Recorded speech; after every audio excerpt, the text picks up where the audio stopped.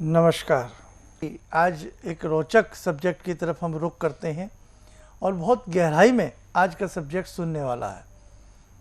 बहुत लोग कई बार मजाक भी उड़ाते हैं कि ऐसा कैसे संभव हो सकता है कि व्यक्ति अपने भाग्य को बदल सकता है।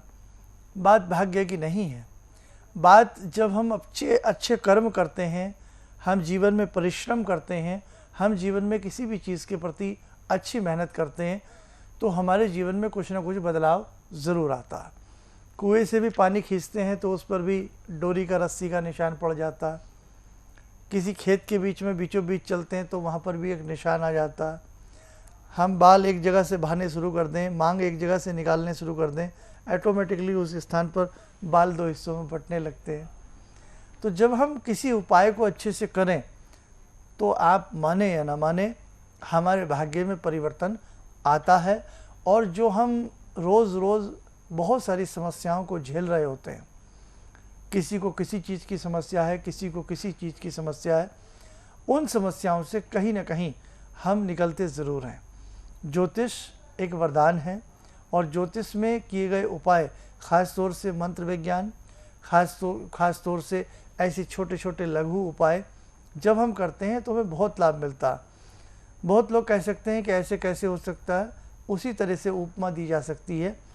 बरसात को हम टाल नहीं सकते, वो आएगी, लेकिन हम ये कह सकते हैं कि आप छाता लगा करके घर से निकलें, आप बरसाती पहन करके घर से निकलें, तो हम कम से कम अपनी सुरक्षा तो कर सकते हैं। हम कम से कम कुछ हद तक बारिश की बूंदों से अपना बचाव कर सकते हैं। उसी प्रकार से जब हम किसी उपाय की तरफ बढ़ते हैं तो हमारे जीवन में लाभ ज़रूर आता। आप कई बार ऐसे से कमेंट्स मुझे YouTube पर आपके सुनने को मिलते हैं कि बहुत लंबे समय से आप परेशान हैं, किसी बड़ी समस्या में आप घिरे हैं, शारीरिक कष्ट से आप परेशान हैं, मानसिक कष्ट से आप परेशान हैं, आर्थिक स्थिति से आप बहुत ज़्यादा लाचार हैं, बहुत कर्ज हो गया है, व्यापार बंद हो गया है, मन मुरादें पूरी नहीं होती हैं, सारी चीज़ें अधूरी पड़ गई हैं।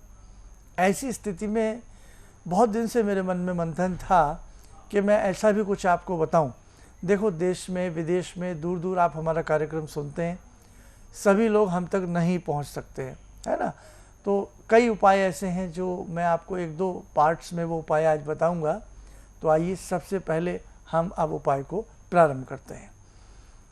हमने सभी ने देखा होगा, उड़द जो होता है, साबुत उड़द आपने देखा होगा।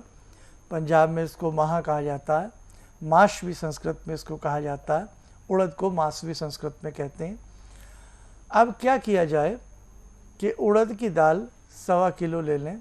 उड़द की दाल को, उसका आटा घर में मिक्सी में या कहीं से भी उसका आटा ले लें और उसमें 1.25 किलो ही जौ मिला दें।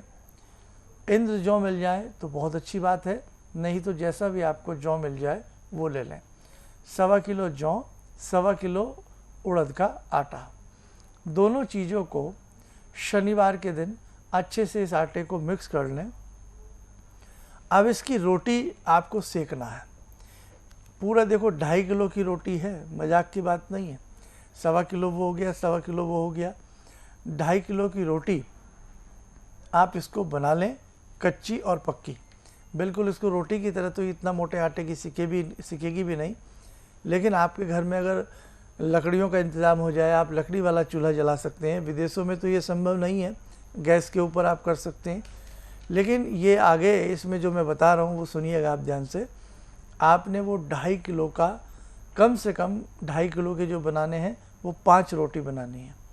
2.5 किलो के आटे की 5 रोटी अलग अलग बना लें, लेकिन उनको कच्चा और पक्का सिकाई करना है, पूरा रोटी की तरह नहीं बनाना है।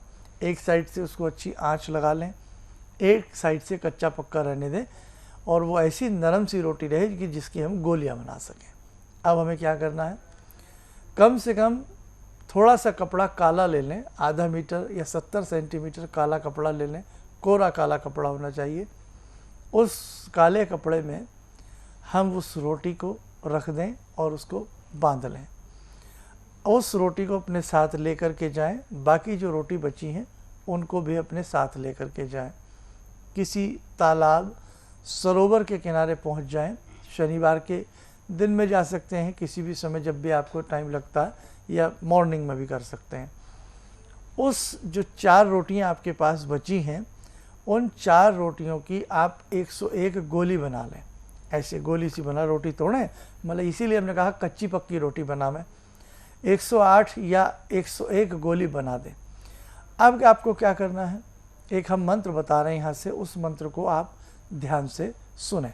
मंत्र है ओम नमो परमात्मने परब्रह्म मम शरीरम पाहि पाहि कुरु कुरु स्वाहा।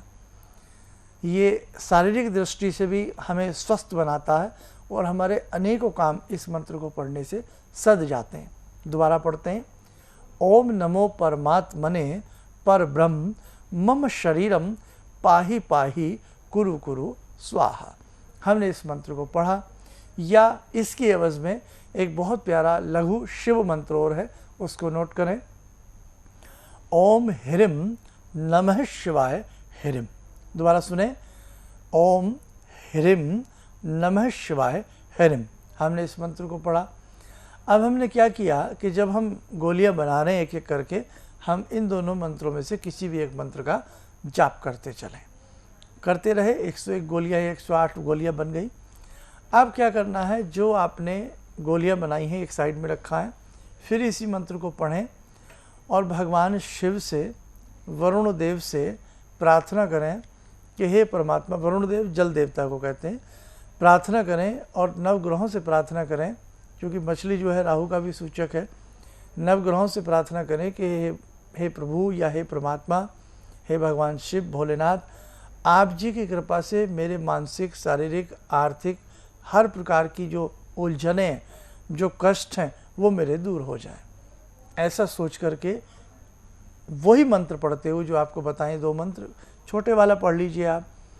ओम ह्रीम नमः शिवाय ह्रीम ओम।